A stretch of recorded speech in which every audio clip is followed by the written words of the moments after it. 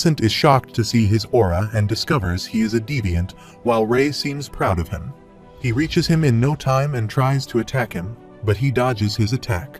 They are fighting with their full powers, and it causes an explosion there. Everyone gets attentive to see this while they still have power left to fight them. Their movements are so fast that they can't see each other's attacks, and as expected of his father, his punches are getting sharper, and he is leveraging his longer reach so he can't get close. He targets his leg and chin while everyone watches them with shocking eyes. Ray finally grabs him and says he has learned many tricks. He thinks lightning was, by far, his most successful deviant affinity, but he still had ways to go. Ice was unstable, and he hadn't even gotten to unlock sound or gravity. At that time, the old man punched him very hard. However, it feels good to brag to his parents, and Ray asks him about when he learned it and what else he knows. Ellis runs toward them and asks if they are fine, while Mr. Vincent is shocked and thinks he needs a drink. His wife is also impressed by him and thinks he is just an extraordinary child, and they leave them while enjoying their family time. After that, they have dinner together, and Vincent asks Ray if he realizes what kind of future his son has. He replies he knew ever since he awakened when he was 3. They are surprised that he awakened at 3, and Alice tells them that he blew up most of their house in the process. After some time, Vincent asks him if they can enroll him in Xyrus Academy. Ray says he's only 8, and Xyrus Academy is the most prestigious magic institution on the continent. His wife says her husband makes a point though, and with his level of talent, it would be worthwhile for them to sponsor Arthur so he won't have to worry about tuition costs. Alice refuses by saying they couldn't do that to them, and after everything they did for them already. Besides, he is just 8, and she is sure they won't even consider him.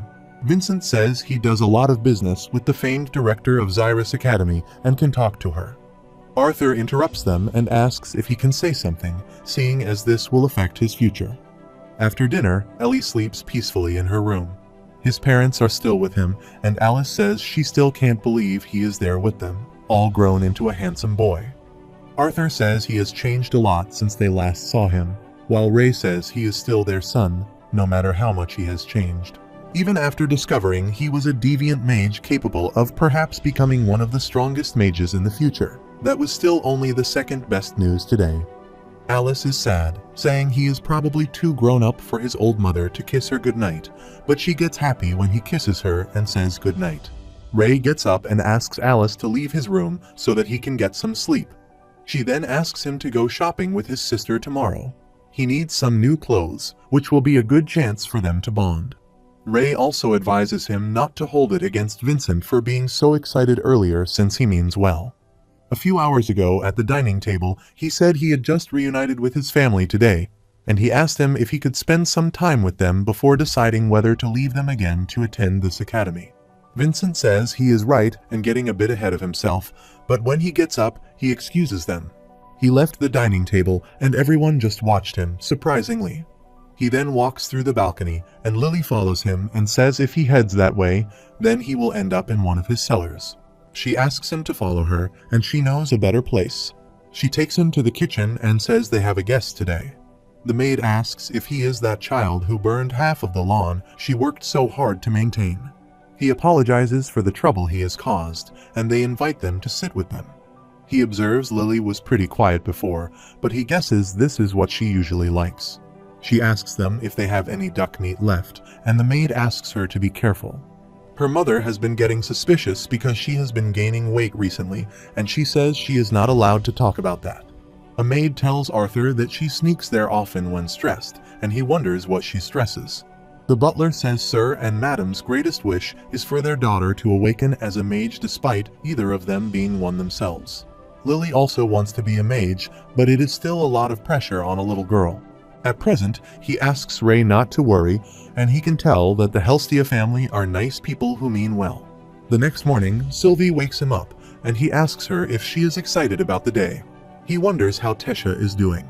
Suddenly, he feels a bad smell from Sylvie and says he is not the only one taking a shower today. They both take a shower, but Sylvie seems very dull and tired after taking a shower. Someone knocks at his door, and Ellie comes to wake him at Alice's order. He asks her if she can take him down to see Mama, and she tells him they will eat breakfast and then go shopping. They take them shopping, and he is excited to see the Xyrus city. They go to different shops, and after some time, he reaches outside a shop and asks Arthur what sort of ship this is. Alice tells him that those small orbs he sees are called beast cores. They are magical cores extracted from mana beasts to power the ups, although the effects between cores can vary vastly. Spending hundreds of gold is a gamble, but one might even contain a beast will if they are lucky. He is shocked to hear about hundreds of gold and thinks he is good with his beast will. Alice reveals that their Helstia auction house receives many beast cores and infant mana beasts. He is always welcome to look at those when he gets the chance. Lily asks him to go, and there is a place he wants to take him as soon as he sees him. She takes him to a barber shop, and he asks them if it is necessary. Alice says his hair is atrocious. The barber asks them not to worry, and he will make his sun shine. After some time, he gets the haircut and says he feels ridiculous, while Alice says he looks perfect. Ellie also likes him and says he is good enough to be Ellie's brother now, and Alice says she is right, and he finally looks like a civilized man. After some time, he sees many students walking on the road, and Lily tells him they are Xyrus Academy students. She says it's a sort of status symbol to be able to wear that uniform, and Arthur says they look like jerks to him. Lily says they are almost considered royalty around there though. Alice comes to them and asks what they are talking about, and she replies they are just talking about the school. Suddenly, they see Arthur running like a puppy, and Alice says he is usually so calm and mature. It's refreshing to see him so excited to see him like this. Lily's mother says it's a bit comforting for him to see him more like a kid, especially after last night's spectacle, and they all are quiet after the discussion. After some time, he goes to a weapon store, and the man there says this is not a place for kids and asks him to leave while he is asking nicely. They exclaim that they are looking at a dangerous weapon, and the sword isn't like the toy swords they have at home. He tries to put his hand on his shoulder, but Arthur pushes him away. He exclaims that he is well aware of what a sword is and leaves the shop to apologize to them. The man calls him and asks what house raised such a rude guy. Meanwhile, Alice reaches there and asks him to get his hand off her son, and he gets angry and says his name is Augustus. But he is shocked to see Helstia, and she asks him if he is from the branch family of House Ravenpur. She asks him if he wants to revoke her and her family's participation in the Helstia auction house. He bowed before her and apologized to her, saying she had no idea this child was with the Helstia house. They get out of the situation, and Arthur thanks her for getting him out of the situation. She says she was more afraid of what he would do to that man. Meanwhile, a man is watching them silently and observes Sylvie with them. After a whole day of shopping, they go back home, and Vicent and Ray are excited to see them back. Vincent calls him and says he wants him to meet someone, and the lady says he must be Arthur, and the lady tells her much about him. She introduces herself as Cynthia Goodsky, the founder and director of Xyrus Academy.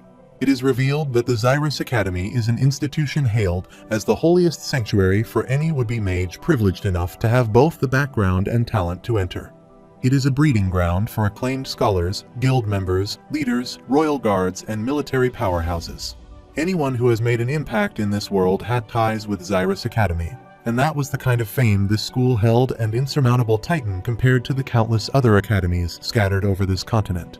Standing at the helm of it all is the Academy's very own director, Goods. Arthur stares at her for a while, and she forwards her hand and says it's nice to meet him finally. He wonders about the proper social convention in a situation like this, and whether he has to kiss or shake her hand. He is about to shake hands with her when Alice asks him to bow down and apologizes to her for her son's rude behavior. She says he has just returned home and is ignorant of formal customs, while Arthur hopes that doesn't take long since he hasn't eaten in hours.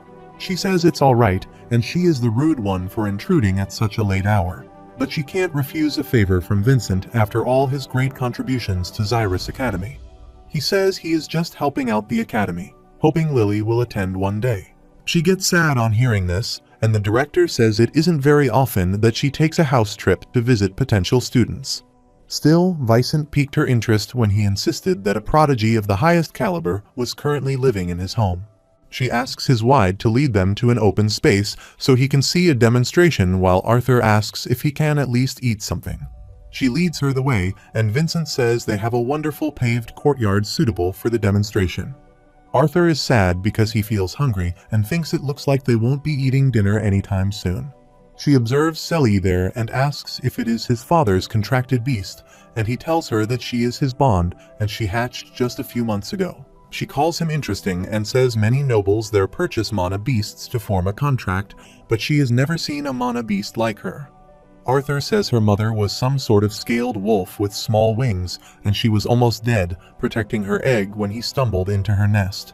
After a while, Vincent takes them to the courtyard, and the director says they will see if what Vincent said isn't just an exaggeration. He mentioned that he was an augmenter, but refused to tell her anything beyond that. She observes that he appears neither worried nor scared and wonders if confidence or arrogance leaves him so collected. He wonders what will be for dinner, and he feels like grilled fish today. Vincent thinks she will definitely be shocked when Arthur shows his fire and lightning magic, and he won't be able to burn this courtyard down the last time. The director asks him if he doesn't want to arm himself with a weapon at the very least, and Arthur says, seeing as she has no intention of using the wand decorating her waistband, that he will go barehanded as well. She smiles at his comment and asks if they will begin then. He thinks during his time training with Virium, the explosive power of fire and the adaptive riposte of water were the first Kai arts from his world to manifest as actual elements in this world for him. After that, his previous life's earth and wind-style martial arts techniques also culminated. He gathers his mana core and opens up his eyes, which induces main cracks in the ground. He has controlled the mixture of internal and ambient mana and shaped it into the desired effect. Everyone is shocked to see that he has cracked the courtyard and thinks differently from conjurers. These are the fundamental steps augmenters take to manifest an elemental attack. He has a bit of a handicap with his past knowledge, and he now wants to see how the director of the most prestigious magic academy reacts when he does this. He lifts a heavy rock and kicks it toward the director to see her reaction. The director smiles at his attack, but the rock splits into many parts before reaching her. She then moves her hand and gathers many rocks around Arthur. By dodging them, he rushes toward her and reaches the director by breaking through her barrier. But she just barely moves her hand and pushes him away from her. He is about to fall to the ground, but uses the wind to help him orient himself and suspend the rocks in the air. However, even with all of his training with Virion, it's still difficult to use earth and wind spells simultaneously compared to fire and water. He needs more concentration, so he rushes toward her to attack again, but she uses her wind attribute and moves him away. The wind pressure is so large that everyone has covered their eyes. Arthur again gets up, but he is shocked to see that she's already finished preparing another spell and throws a large wind attack toward him. He tries to conjure wind in the opposite rotation to deflect the tornadoes, and his clothes have torn away in this attempt. However, he successfully dodges the attack, and the director is impressed by his movements. She says he is overconfident in his abilities to face opponents head-on. All in all, his display of magical and combat prowess was exceptional, and she was about to cast another spell, saying it would be her last test, an extra credit of sorts. She uses a spell and asks him to try to stay conscious, and she uses sound magic, which causes so much pain in his ears. He passes with flying colors, and with the aptitude he has shown in wind magic, the director likes him and says she is tempted to teach him herself. Ray is surprised and asks him when he learned to use earth and wind magic as well, and the director asks him what he meant by as well. Vincent reveals that he used fire magic just yesterday and lighting magic, and this is why he brought her out into this paved courtyard because he burned down his lawn. The director is surprised to learn that this little boy is capable of controlling at least 3 elements, and one to its deviant level, and Arthur says he can control 4 elements. He has an elemental affinity for all 4 elements, and they are all surprised to hear this. Ellie asks Alice if her brother is strong, and the director says he is very strong, or perhaps the strongest in the future. After everyone settled down, he apologized to his family for keeping this from them, and Alice asked him not to hide anything from them. His chest tightened at her words. He wished he could promise her that. After that, they are still in the courtyard when the director creates a barrier around them and says they can't hear them and asks him to speak his mind. Arthur smiles and thinks it seems like she reads right through him, and he says he showed her his abilities because there are 2 things that she has and needs. They are power and influence, and he asks her to keep his family safe until he becomes strong enough to do so by himself. He will not only attend her academy, but he will also consider her as his benefactor. The director smiles and says not even the king and queen of Sapin would dare to make such a one-sided deal with her. He asks him if he thinks she would bend to establish a relationship with a mere child. He smiles and says that compared to even the king and queen of Sapin, he is more aware of the potential of the mere child and trusts that she does as well. However, his end of this deal will be to wait until he actually attends her academy. He says he has made a promise to someone important to live his life to the fullest, and he thinks attending Xyrus Academy at a more normal age would help him with that. The director says it will be over 3 years from now on, and what he plans on doing until then. He replies that he hasn't told his family yet, but has decided to become an adventurer.